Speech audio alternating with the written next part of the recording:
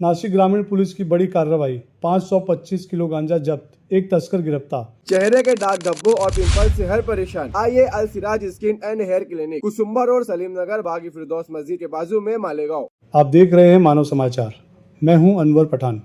नासिक ग्रामीण पुलिस ने नशे के कारोबार के खिलाफ बड़ी कार्रवाई करते हुए पिंपल गांव टोल नाके के पास एक पिकअप वाहन से 525 किलो गांजा बरामद किया है। इस मामले में पुलिस ने 33 वर्षीय राहुल शांताराम पाटिल निवासी धुले जिले को गिरफ्तार किया है। यह कार्रवाई पुलिस को मिली गुप्त सूचना के आधार पर की गई। पुलिस ने पिकअप वाहन की तलाशी ली, जिसमें बड़ी मात्रा में गांजा छिपाकर रखा गया था।